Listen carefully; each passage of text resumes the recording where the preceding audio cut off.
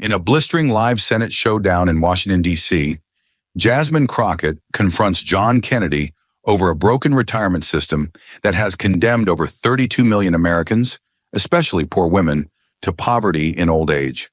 Kennedy thunders about a $31 trillion debt and the collapse of the economy. But Crockett fires back like a blade through marble, naming names, citing nations like Sweden and Denmark, where dignity doesn't expire with age. The chamber turns into a war zone of ideologies.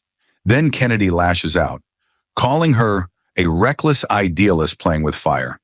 And in that breathless moment, Jasmine responds with one line so devastating, it doesn't just end the debate, it shakes the foundation of the room. What truth did she unleash that left even her loudest enemies in stunned, terrified silence? Stay with us.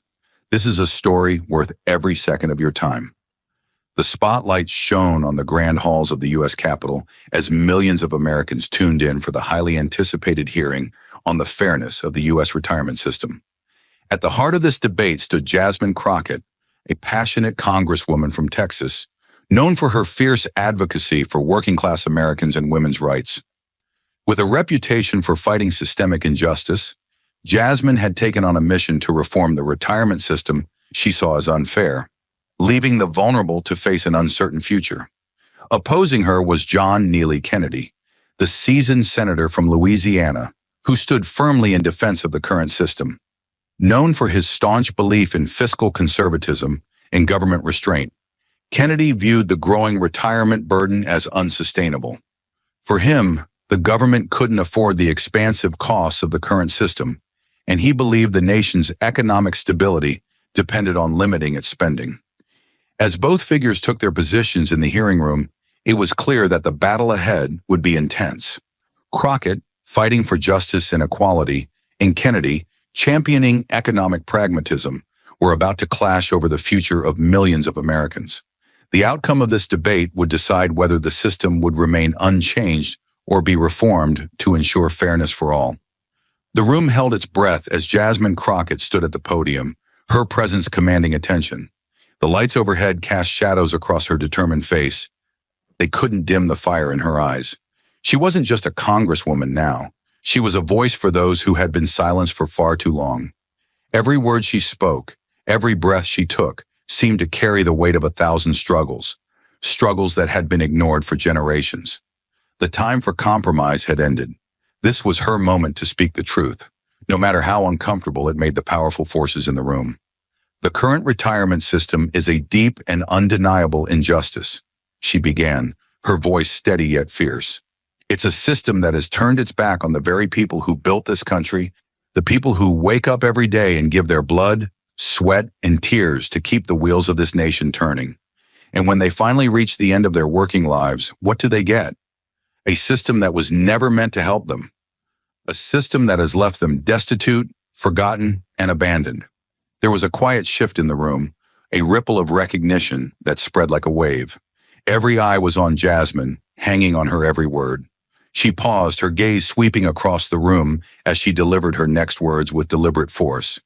Low-income workers and women are the backbone of this country. They put in the hours, they fight every day for a paycheck, and they contribute more to our economy than anyone else. Yet they are the first to be left behind when it comes time to retire. This system has failed them, and we cannot continue to ignore it. Her voice was growing in strength now, almost vibrating with emotion. This system was not created to protect them. It was created to protect the wealth of a few, to secure the fortunes of the privileged while pushing the rest to the margins. The people who build this country, the janitors, the factory workers, the nurses, the teachers, they are the ones who are left to suffer. They contribute significant portions of their income into the system, and yet when they are ready to retire, they are left to face the harsh reality of poverty and uncertainty.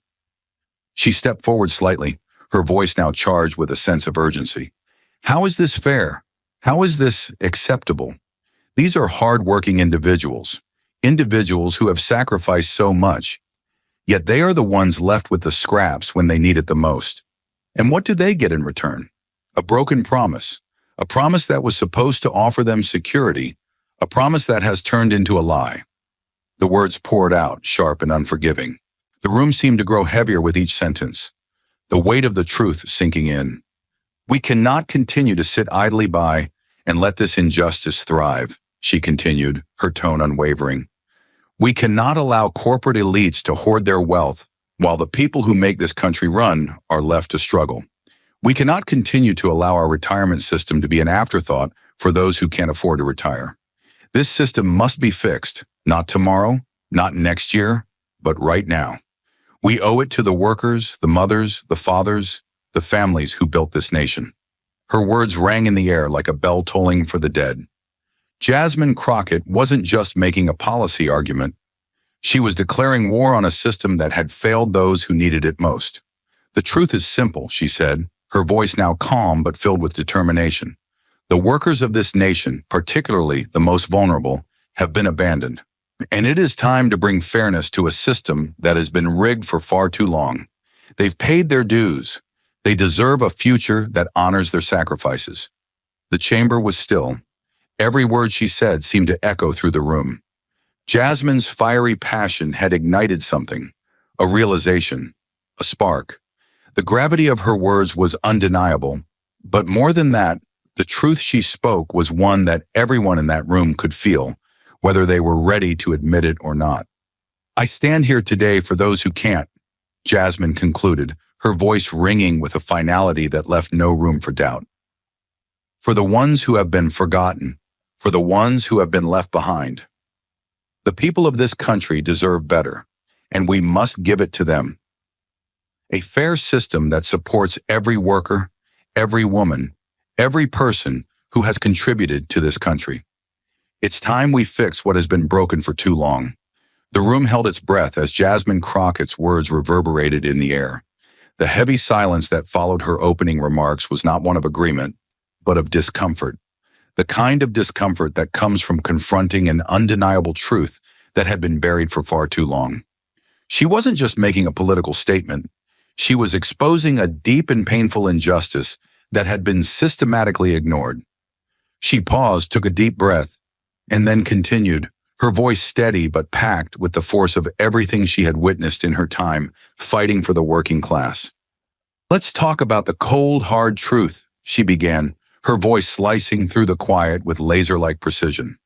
According to research from the Social Security Administration, over 40% of low-income workers rely solely on Social Security to survive after they retire. But do you know what that means?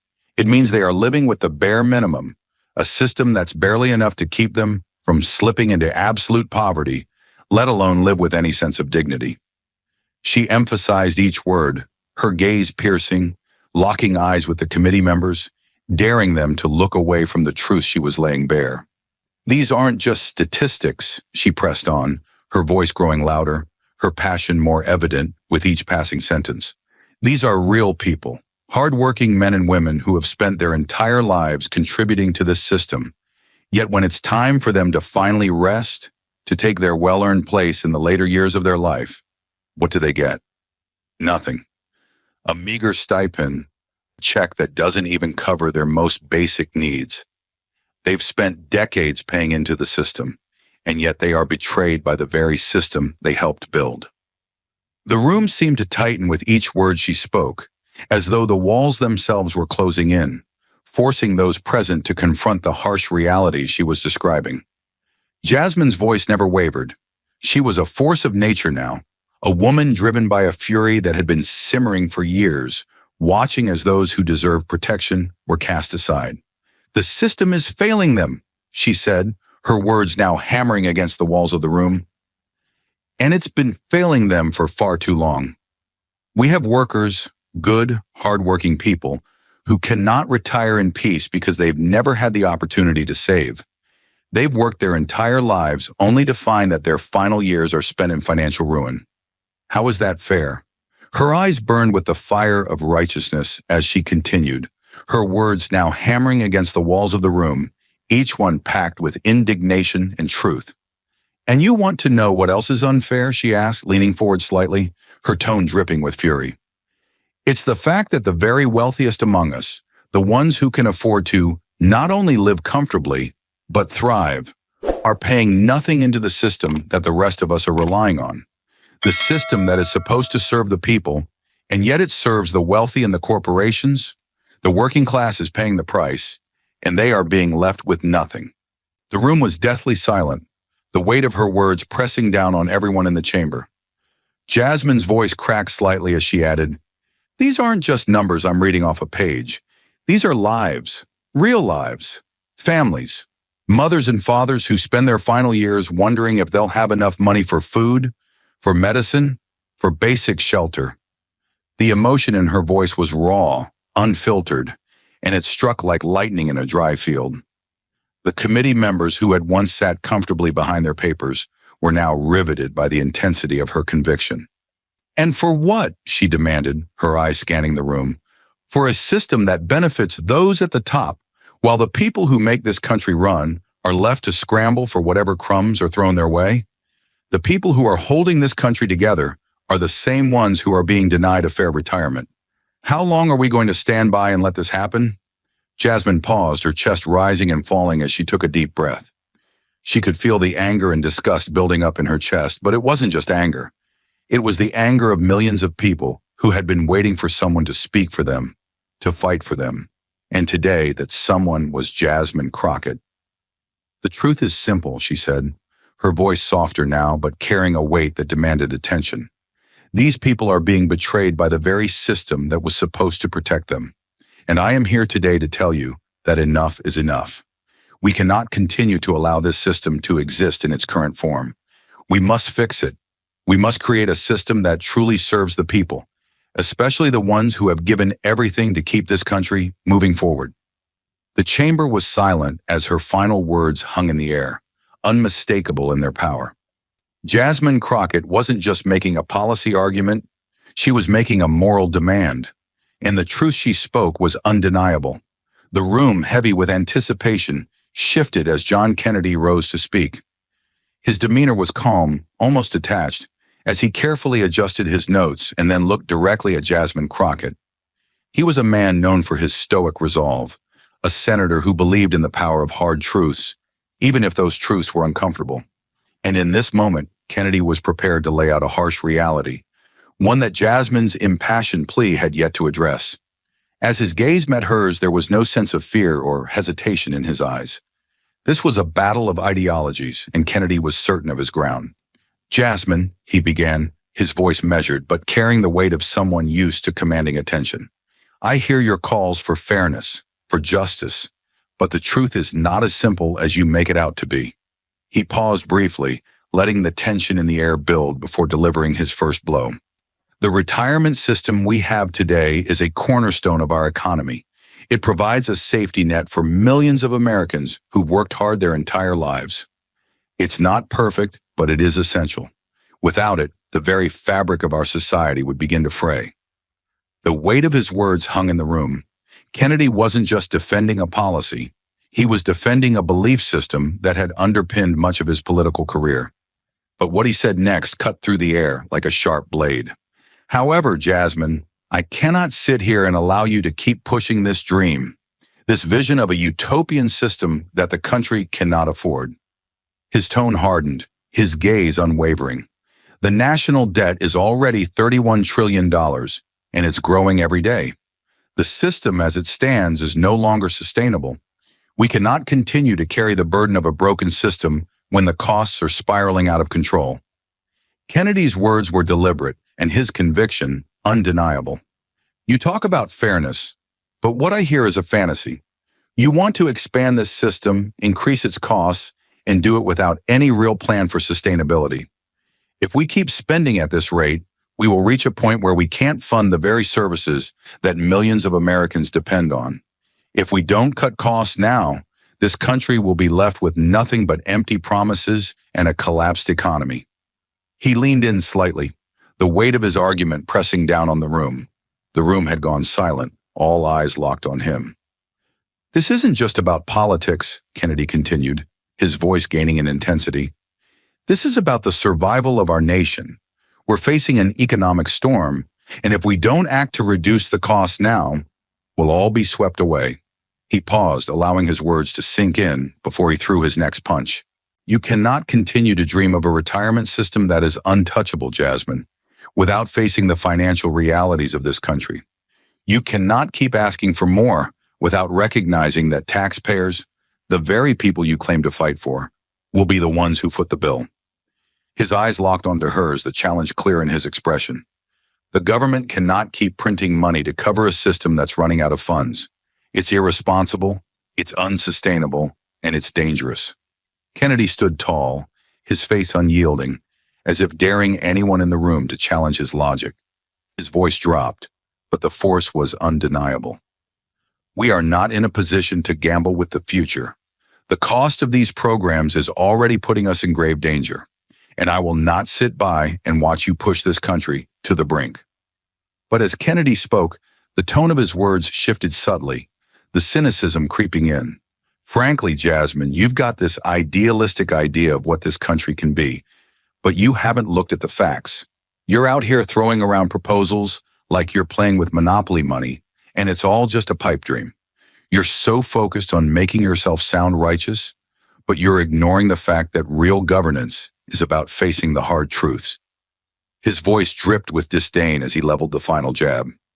It's almost cute to watch you believe this can all be solved with a wave of a magic wand, but that's not how it works in the real world. He was a man grounded in pragmatism, and his approach to this debate was a reflection of that. Hard-hitting, no nonsense, and aimed directly at what he believed to be the heart of the problem. The system is already burdened by a national debt that threatens to bankrupt us all. The truth is simple, he continued, his voice now carrying the weight of years of experience. We must act now. We must reduce the costs of these programs and reform the system, or else we risk tearing apart the very foundation of our economy. The room was still, the intensity of the moment hanging thick in the air. Kennedy's argument was powerful. There was no denying the financial reality he was presenting. But even as his words left an impression, there was an unmistakable tension. The clash of ideals between him and Jasmine Crockett was now more evident than ever.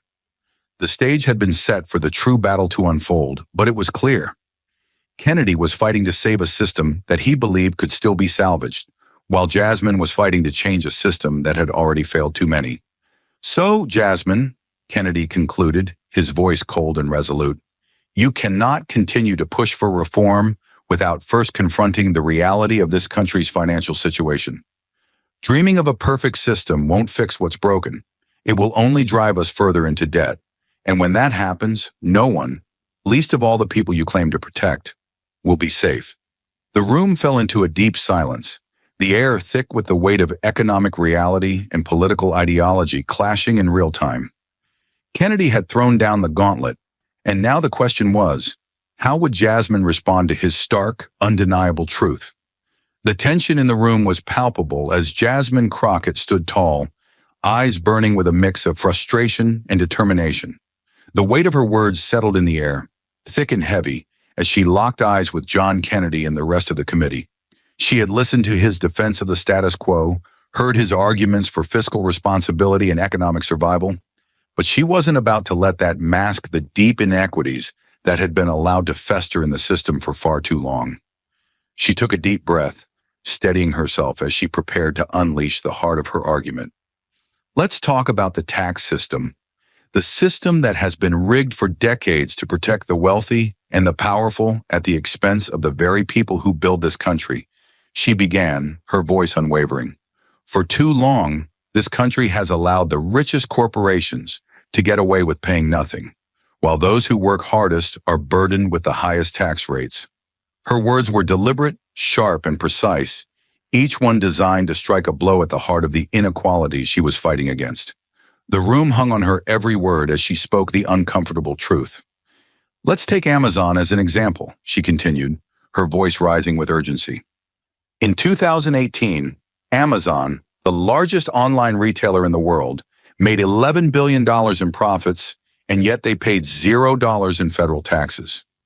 Do you know how much the average worker who spends their entire life paying into this system gets to keep? About 25% of their paycheck goes straight to the government. The same government that lets these massive corporations walk away without contributing a single dime. Her eyes flared with intensity as she made her next point. This is the crux of the issue. The working class Americans, the people who keep this country running, are forced to pay taxes at a rate far higher than the wealthiest corporations. Amazon pays zero. Walmart pays a fraction of what they should. But the everyday person, they get hit with the full brunt of the tax burden. How is that fair? How is that even remotely just? The committee members shifted in their seats. The stark contrast between the massive profits of corporations and the struggling workers became undeniable. Jasmine's voice broke through the silence, gaining momentum as the anger she felt for those who had been exploited and left behind fueled her words. You have billionaires and corporate CEOs with their private jets, their luxurious mansions, and yet the people who work on the ground, the janitors, the teachers, the nurses, the ones who make this country run, are left to scrape by on their bare minimum. They're the ones forced to pay into a system that has failed them, and the wealthiest walk away, untouched, unscathed, free of responsibility. Her breath caught as the weight of her own words settled over her. This isn't just about tax rates. This is about fairness. This is about dignity, Jasmine continued, her voice now a controlled fury. The wealthy don't contribute their fair share, while the poor and middle class are forced to carry the entire financial burden. The irony is staggering. These wealthy corporations get tax breaks, enjoy the fruits of government policies, and then turn around and contribute nothing to the very system that supports them. She paused for a moment, letting the intensity of her argument sink in. The silence in the room was almost suffocating, the weight of what she had said hanging in the air. But Jasmine wasn't finished yet. And the truth is, these corporate giants are not only avoiding taxes, they are exploiting the system to the fullest extent. They play the game by exploiting loopholes in tax law, using legal technicalities to get out of paying their fair share, all while hardworking people are forced to carry the load. The room seemed to pulse with the reality of what she was laying out. And who pays for that? Jasmine's voice dropped, but her words landed like a hammer. It's the people who work with their hands. The truck drivers, the factory workers, the teachers, the cashiers, the people who are making this country run. They are the ones who end up with the short end of the stick, paying more in taxes than the largest corporations in the world. Her voice grew louder as she made her final point. So, Mr. Kennedy, you want to talk about a sustainable system, but we have to ask ourselves, what kind of system allows corporations to skip out on their responsibilities while the working poor are left to fend for themselves? What kind of country are we when billionaires pay nothing and the people who do the real work are left to face the brunt of it all? Jasmine's words hung in the air, her stance unwavering, her gaze piercing. There was no denying the injustice she had just exposed. Her voice, strong and resolute, reverberated through the room as she concluded, "It's time we fix this broken system. It's time we stop letting the rich get richer and the poor get poorer. We cannot continue this disgraceful cycle." The silence in the room was deafening. Every word she had spoken, every fact she had laid bare, had hit its mark. Jasmine had just flipped the narrative, forcing everyone in the room to confront the uncomfortable truth that for far too long, the system had been tilted in favor of the few, while the many had borne the brunt. In that moment, there was no question. Jasmine had set the stage for a decisive shift, and the fight for fairness had only just begun. The room grew heavier with the weight of Jasmine Crockett's words. She had just launched a bold challenge to the very core of the system, but she wasn't finished. The frustration building inside her was a reflection of the real stories, the unheard voices that were the true victims of this broken system. As she paused, she took a breath, her gaze sharpening, the next part of her argument set to strike with pinpoint precision. "Let's be clear," Jasmine began, her voice steady but charged with a quiet fury. "Women are not just facing a pay gap, they are facing a life gap, a gap that only widens as they grow older. And if you don't see that, Senator, if you can't acknowledge that, then you're blind to the reality of the situation." She allowed the words to hang in the air for a moment, letting the gravity of what she was saying settle in. She wasn't merely discussing inequality in theory, She was calling out the devastating truth that far too many people refuse to face.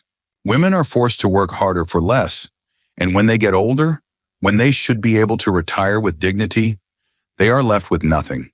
It's a cruel, unforgiving system, Jasmine continued, her voice growing more intense. The system tells them to work, to contribute, to sacrifice for their families, and then what happens? When they finally reach the end of their working years, they have nothing to show for it, nothing but a handful of crumbs that won't even cover their basic needs. Her words began to cut through the tension like a knife, each sentence landing with the power of truth. The room, once quiet, now seemed to feel her every word, the tension growing as she wove the harsh reality of women's lives into the debate. Jasmine's gaze remained fixed, unwavering, her anger and frustration rising with every word she spoke. "But it's not just the pay gap," she said sharply, shaking her head. "Women are living longer than men, but they're not given the tools to survive in their later years. The result?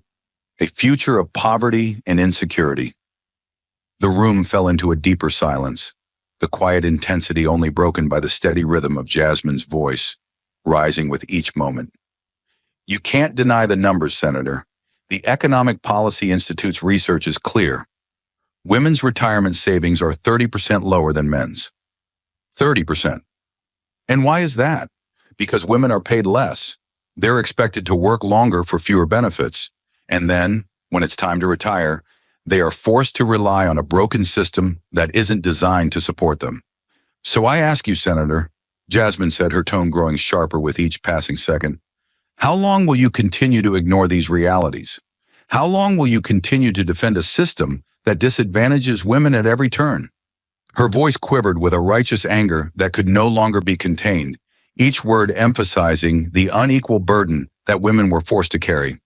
Women are not just fighting for equal pay, they're fighting for security, for peace of mind in their later years. And yet your policies continue to push them further into poverty and instability, leaving them to struggle when they should be able to retire with the dignity they've earned through a lifetime of work.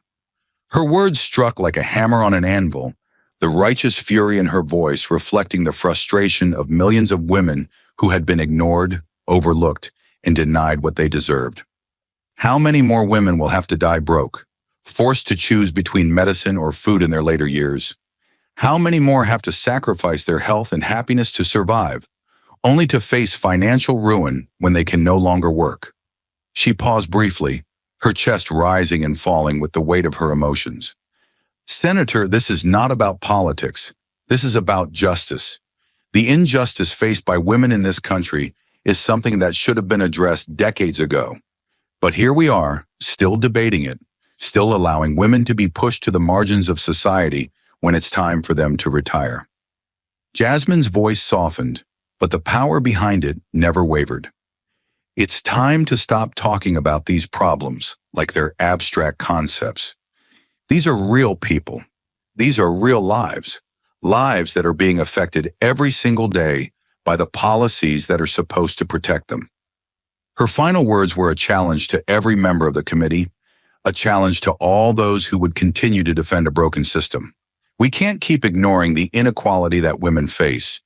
We can't keep letting them suffer because the system is too comfortable to change. It's time to act. It's time to fix this. The silence in the room was deafening. Jasmine had laid bare the unfairness, the discrimination, and the devastating toll that the current system had on women. And now the world would have to reckon with it. The pause between Kennedy's last breath and his next volley was calculated. Not hesitation, but control. A silence soaked in tension gripped the hearing room as he leaned forward, eyes locking on Jasmine Crockett with unnerving precision. "I'm not here to win applause," he began, his southern drawl steely, every syllable weighted like a loaded chamber.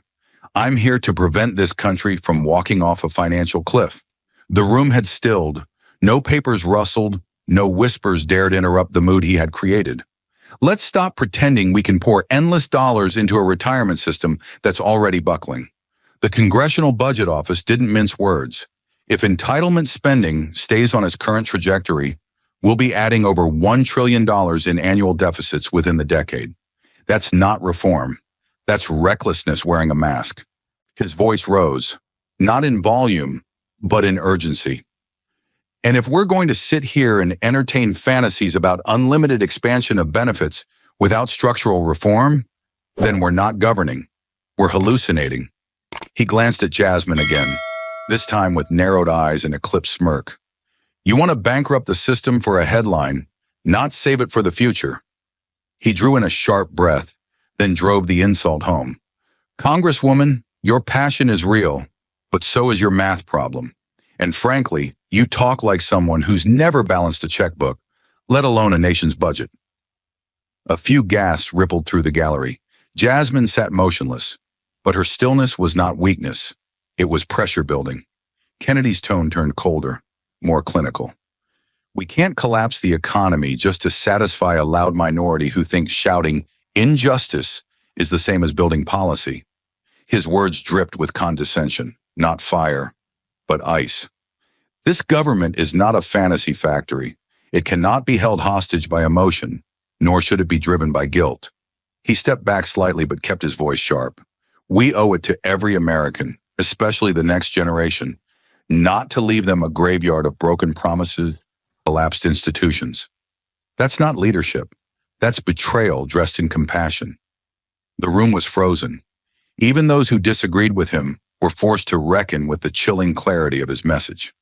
Kennedy had turned the hearing into a financial battlefield, and now, with one brutal swipe at her credibility, he had dared Jasmine Crockett to strike back. The silence screamed for her response. The air was still charged from Kennedy's cold economic ultimatum when Jasmine Crockett stepped back to the microphone.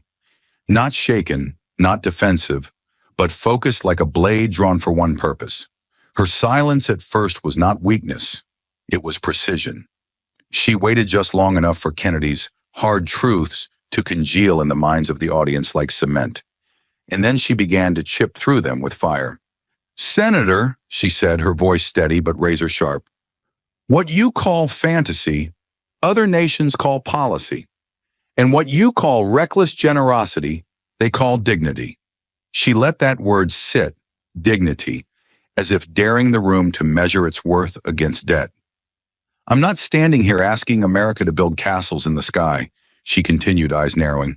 I'm asking why the wealthiest nation in the world refuses to learn from the ones who treat their elderly with the respect they deserve. Countries like Denmark and Sweden don't throw their retirees into poverty and call it fiscal discipline. They invest in them. They value them. She paced once as slowly, then turned sharply back to Kennedy. Let's talk numbers since you like them so much. In Sweden, less than 5% of seniors live below the poverty line. In the United States, it's over 23% and rising. So when you say our system is essential, I ask, essential for who?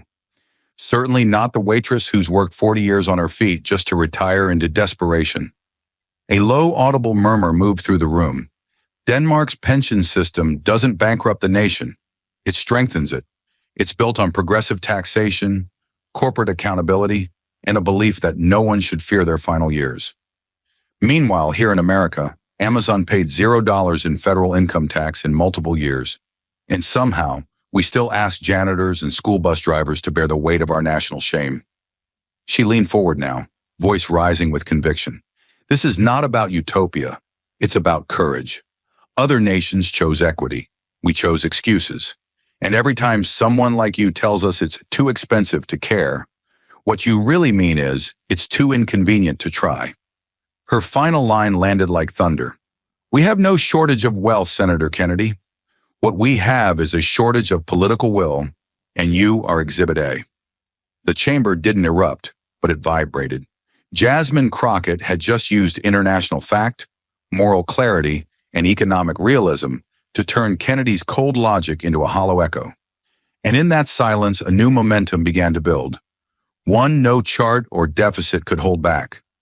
The applause that followed Jasmine's blistering comparison to Nordic models had barely died down when Kennedy leaned forward again, his knuckles pressing into the polished wood of the desk, his eyes burning with a sharpened indignation. The spotlight was back on him, and he intended to reclaim the battlefield. Let's not pretend, he began, voice cutting through the tension like ice through glass, that America can just become Sweden because you've decided to admire their spreadsheets. His tone was low but laced with heat. You want to raise taxes on employers, on businesses, on job creators? You want to turn this country into a machine that punishes productivity just to fund some idealistic pension dream? He straightened, lifting his chin. You're not saving the poor, Congresswoman. You're sabotaging the very economy they depend on. The room stiffened. His next words dropped like hammers. You're proposing to suffocate the private sector just to buy votes from the desperate. You think you're offering justice, but what you're really offering is a death sentence for small businesses who can't survive under your tax and spend delusions. He turned, now speaking directly to the audience and the cameras beyond. If we implement your policies, what happens to the factory owner in Ohio? The family-run diner in Alabama? They're not Amazon, Jasmine. They're barely getting by, and you want to tax them into extinction. That's not equity. That's economic suicide. And then came the venom, cloaked in Southern drawl but tipped with disdain. You talk a lot about compassion, Congresswoman, but compassion without comprehension? That's just chaos in a pretty dress. His voice hardened with finality. If we trade economic freedom for ideological vanity, we will not have a retirement crisis. We will have a national collapse. And I, for one, refuse to let that happen on my watch. The silence that followed wasn't quiet, it was loaded.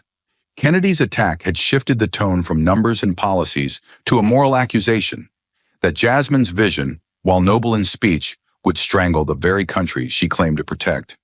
And in that silence, the room held its breath, because something volatile had just been ignited. The weight of Kennedy's accusations still echoed faintly across the chamber, but Jasmine Crockett didn't recoil. She absorbed every syllable like flint against steel, silent, steady, and sharpening. And then she rose, not with noise, but with purpose, her presence filling the space as if the walls themselves leaned forward to listen. Her gaze swept the room not for applause, but for accountability. Senator Kennedy, she began, her voice precise and deliberate, you speak of preserving an economy, but which one? The one where hedge fund managers deduct private jet expenses while working mothers ration insulin? The one where corporate giants claim record profits yet pay zero in federal income taxes? That economy may be working for your friends on Wall Street, but it's breaking the backs of those who clean their offices. Her tone sharpened, not theatrical, but surgical. Let's not pretend this is about fiscal responsibility. What we're really discussing is who gets to live with dignity and who doesn't.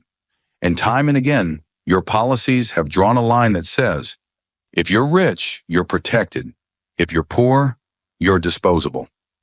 A ripple of tension passed through the room as her words grew heavier, grounded in truth and lived reality. You defend a system where workers, people who dig our roads, stock our grocery shelves, care for our elderly, are asked to sacrifice more, save more, endure more. And yet, at the same time, billion-dollar corporations are shielded by subsidies and tax breaks they never needed to begin with. She turned her body slightly toward the cameras now, the millions watching not just a political battle, but a moral one. And still you dare to say we're asking too much? That we're dreaming too big? Senator, what you call economic collapse, I call moral bankruptcy, a system where the rich hoard opportunity while the rest inherit despair. Her voice dropped lower, anchoring the gravity of her final blows. You claim I want to buy votes with compassion, but the truth is you're preserving a class structure with cruelty. The system you protect doesn't just fail the poor, it punishes them. It doesn't just favor the wealthy, it worships them. Then came the line that cracked through the chamber like thunder. The structure you uphold has created a country where the richer you are, the more entitled you are to dignity, and the poorer you are, the more you're expected to earn it in silence. And that, Senator, is not democracy. That is economic feudalism dressed in the language of freedom. For a moment, the room was entirely still. No rebuttal came. No whisper stirred. Jasmine hadn't raised her voice, but she had burned through the silence with something far louder than volume, unshakable, lived conviction. And the weight of her truth hung there like smoke, impossible to ignore, impossible to erase. As the verbal blows between Jasmine and Kennedy echoed through the chamber like cannon fire, A new voice rose, not with ideology, but with undeniable evidence, like a verdict rising from the soul of the people. The silence shattered when Dr. Alicia Mendez, senior economist at the Economic Justice Institute, stood slowly from her seat. Her voice didn't tremble. It rang out, sharp and measured, honed by years of policy battles and cold statistics. "This is no longer just a debate," she said, turning to the dais. "This is a question of truth, and who has the courage to face it?" She raised a report in her hand, marked with the seal of the Social Policy Accountability Bureau. "Our data shows that over 47% of retired Americans today depend solely on Social Security to stay above the poverty line. That's not sustainability. That's survival hanging by a thread." She paused, letting the statement breathe, and then twisted the knife. "And yet we continue to pretend this system is fair, just because it hasn't yet collapsed." Before anyone could respond, Marcus Delaney, president of the National Workers Union, stepped forward. His hands were calloused, his voice full of grit. "I represent over 82,000 laborers, many of them with 35-plus years of service," he said, eyes locked on Kennedy. "They played by the rules. They gave their lives to this economy, and now you're telling them their retirement is a luxury this nation can't afford?" A low murmur moved through the crowd, building into quiet outrage. Delaney's voice rose like a hammer coming down. "You say reform will hurt the economy, but what about the man in Kansas who had to go back to work at 72 because his pension vanished into a hedge fund's bonus pool? Or the widow in Detroit who chooses between food and medication because her Social Security check doesn't cover both?" He turned toward Jasmine, nodding once. "You may be standing alone up there, Congresswoman, but you're not alone out here." Then came the line that pierced the room like lightning. "We cannot keep lying to the American people, telling them this system is working when every damn number says otherwise." Gas rippled through the crowd. Even some on Kennedy's side shifted uneasily in their seats. Jasmine didn't speak. She didn't need to. For a moment, it wasn't her voice that carried the cause. It was the truth itself, finally standing on two legs in a room that had too long ignored it. As the final expert testimony faded, replaced by a tense, brittle silence, the hearing room transformed. It no longer resembled a forum for polite discourse.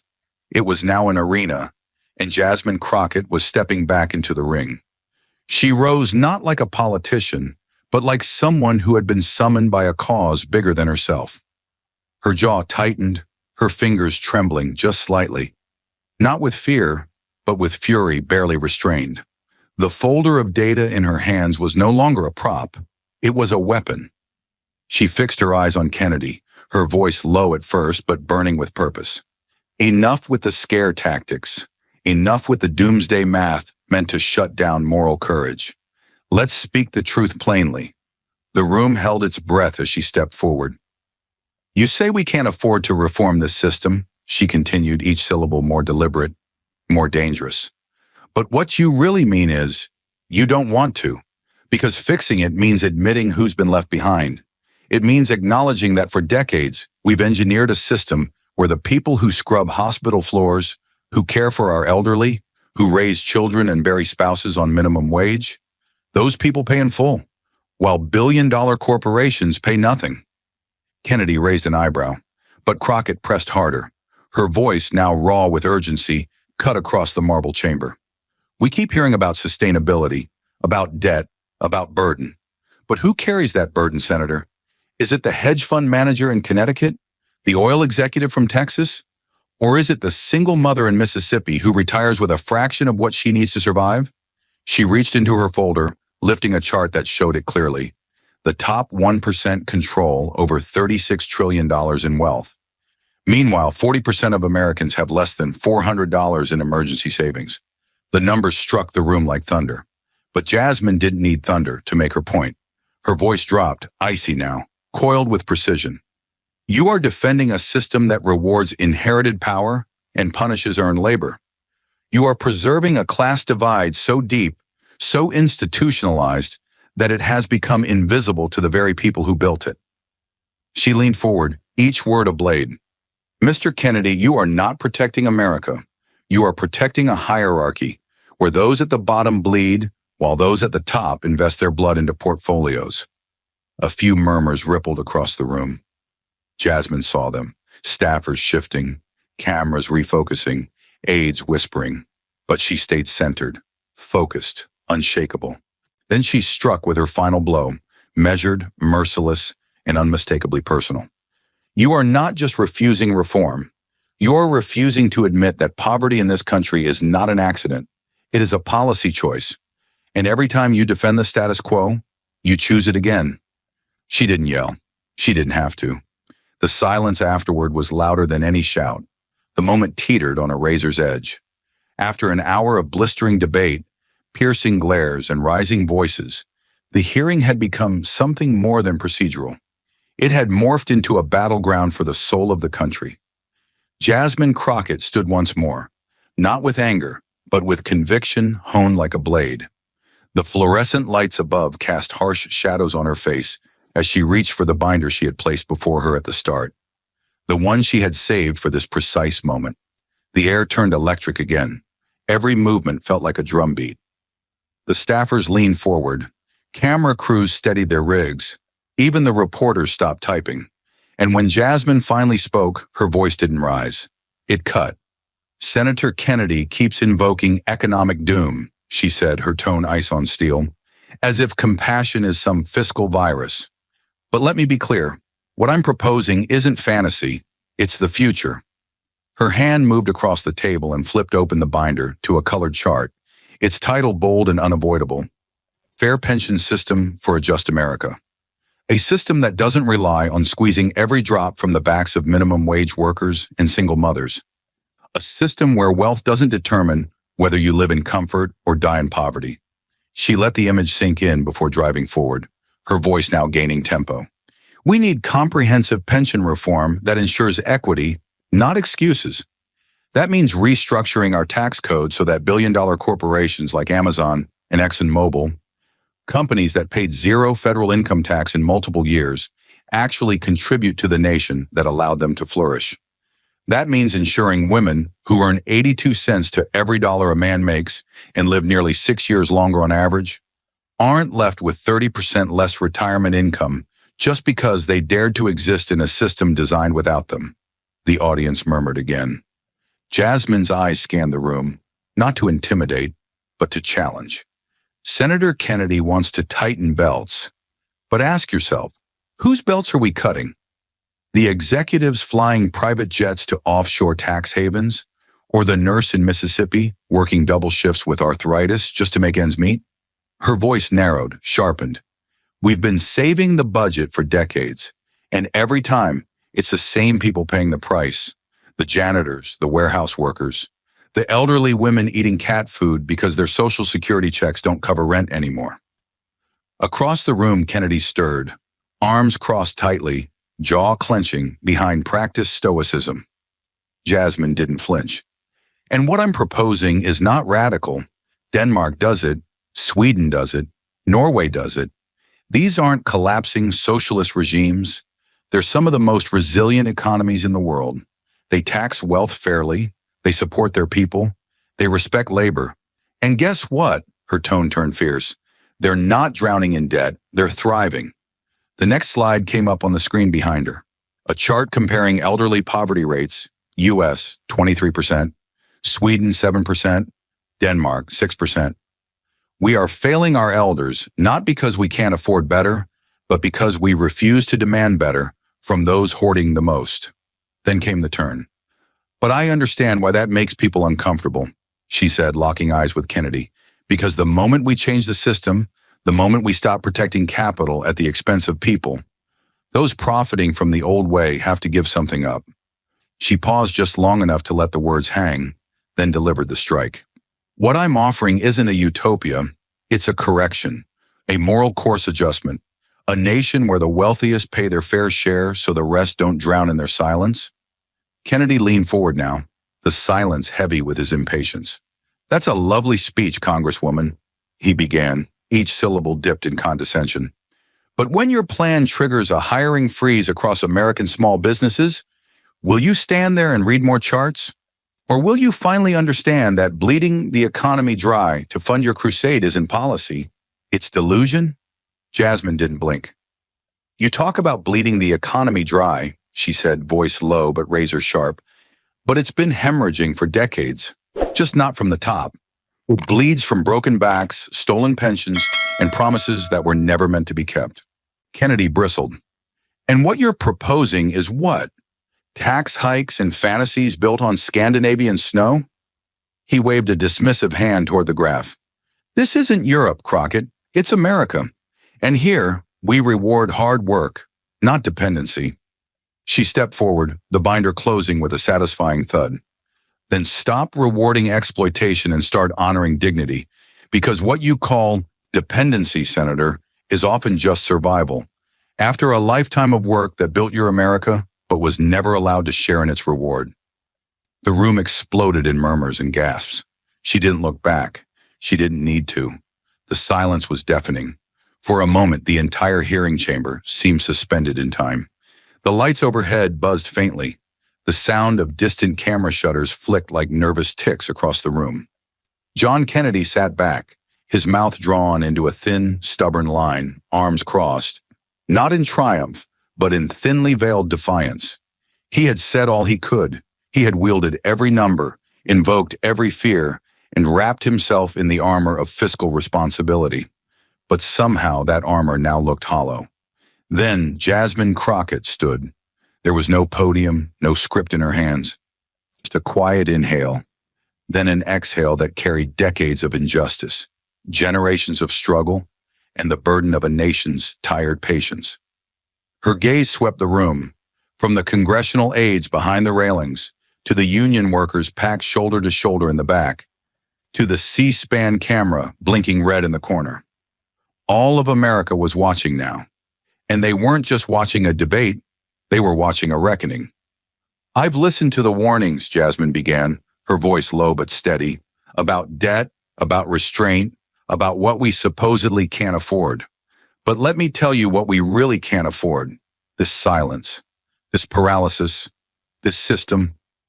She paused, her hands clenched lightly in front of her, as if holding back a wave of fury behind them. We are told to tighten belts while billionaires buy yachts bigger than public libraries. We're told to wait our turn while working mothers in Mississippi die with $27 in their retirement accounts.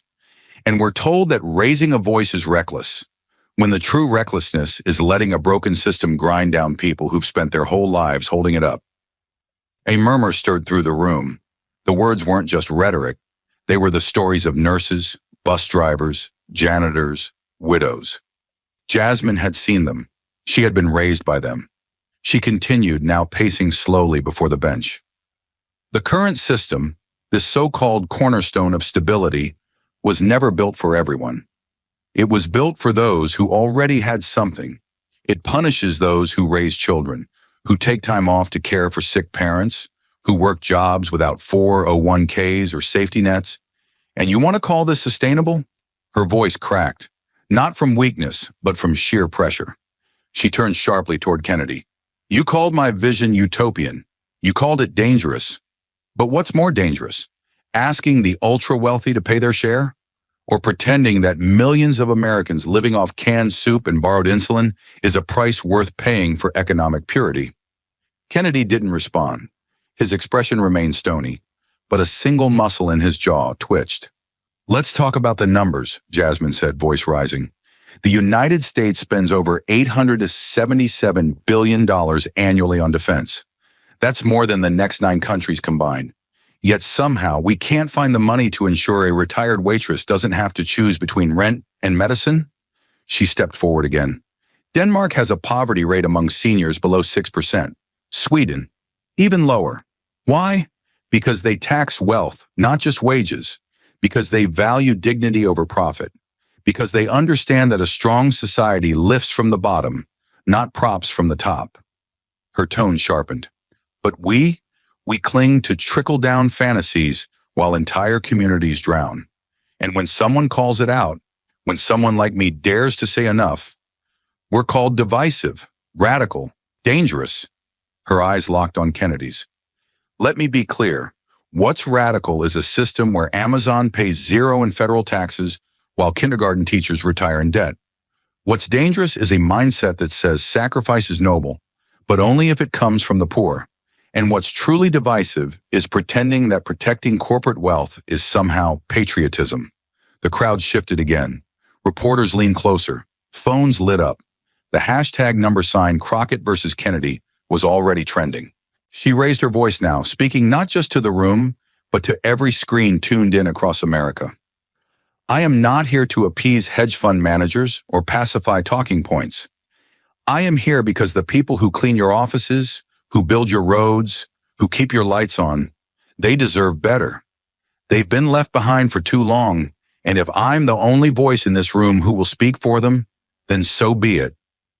The silence that followed was not empty. It was electric. Then one by one, a few experts seated behind the railing began to nod. An economist from the Roosevelt Institute, a labor representative from Ohio, a public pension advocate from Wisconsin. Their voices followed in the form of quiet murmurs to staffers, text messages fired to journalists, and short, sharp statements to media outlets waiting outside. Then came the first burst. A silver-haired labor leader stood, her voice gravelly with age but fierce with purpose, cut across the room. She's right. All heads turned. This country is bleeding out its future, the woman continued, and every time we defend the status quo, we pour salt into the wound. Jasmine Crockett speaks for the people who've been shouted over for generations. Applause followed, small at first, then swelling. Even the journalists, trained to remain detached, exchanged glances of stunned approval. Jasmine remained still, absorbing it all, but not basking. Her next words came slowly with gravity. We don't need perfect, she said. We need better. We need fair. We need a system that understands people are more than just economic liabilities. They are human beings. They deserve dignity, safety, and the promise that after a lifetime of work, they will not be abandoned. Her final line dropped like a gavel strike. We can't keep living in a system where hope is a luxury. We must build one where hope is a right. The standing ovation came like thunder. Even some members of the opposing party shifted uncomfortably, realizing that the tide had turned, not just in the room, but in the nation. John Kennedy, still seated, said nothing, but his silence was louder than any rebuttal. He had delivered warnings. She had delivered a vision. And tonight, America had chosen vision. In the hours that followed, media outlets exploded with headlines. Jasmine Crockett shifts the debate on retirement reform. Kennedy falls silent in wake of fiery Crockett response. A star is born in the fight for economic justice. Pundits argued over the long-term impact. Polls shifted overnight. Unions mobilized. Congressional staffers rewrote drafts of pending bills with her voice echoing in their minds. And somewhere in a rusted-out kitchen in Detroit, an elderly woman watching from her small screen wiped a tear from her cheek. Not because she saw politics change, but because, for the first time in years, she saw someone who remembered she existed. Jasmine Crockett walked out of that chamber not as a footnote to a debate, but as the woman who reminded a weary country that justice was not an ideal. It was a demand, and she would not stop demanding, not now, not ever. And yet, after the final applause faded and the chamber slowly emptied, what lingered was not the roar, but the quiet truth that had anchored every word she spoke. This wasn't just about numbers or policy papers. This wasn't about winning a debate. This was about the people no one saw, the janitor retiring without savings, the widowed mother forced back to work at 72, the nurse who spent a lifetime caring for others only to end up begging Medicaid for a home care stipend. Jasmine Crockett had not just spoken for them, she had become their voice, forged from their struggle, pulsing with their desperation. And in doing so, she revealed the raw nerve of the American experiment, a system that asks so much of its people, then forgets them the moment they can no longer give. The lesson wasn't abstract. It was etched into the lines on the face of the man who delivered mail for 35 years and still couldn't afford to retire. It was baked into the tired bones of the woman who paid into Social Security all her life, only to be told it might not be there for her. Jasmine had exposed that cruelty with surgical precision. But what made it unforgettable was that she did not stop at exposing. She invited the country to care. Because the real crisis, as she made so clear, was not just economic, it was moral. A nation that measures its greatness by GDP, but lets its elders decay in silence, is not wealthy. It's broken. A country that celebrates billion-dollar IPOs but cuts food assistance to aging war veterans is not strong. It's ashamed. Jasmine's fire had burned through the talking points, but in the embers, what remained was something more durable. The conviction that a society should be judged not by how high the richest can rise, but by how far the most vulnerable are allowed to fall. And perhaps that was her quiet genius. Not just to call out injustice, but to reframe what justice could look like. Not handouts, not pity, but recognition, the kind that sees value not in stock portfolios, but in lives lived with grit and grace. As she walked down the Capitol steps that night, past reporters, flashing bulbs, and aides scrambling to rewrite their talking points, she paused for just a moment at the sidewalk. There, standing alone, was an elderly woman in a gray windbreaker, holding a handwritten sign that read, "I believed I didn't matter until today." Jasmine smiled, because in the end, the fight wasn't for headlines or hearings. It was for her, and millions like her. That above all was the lesson. Thank you for watching until this moment and for standing with us on this journey for justice. Your support means everything. Like, subscribe, and turn on notifications so you never miss what's next. And we'd love to hear your thoughts. Leave a comment below and let us know what moved you most in this story. Together, our voices make a difference.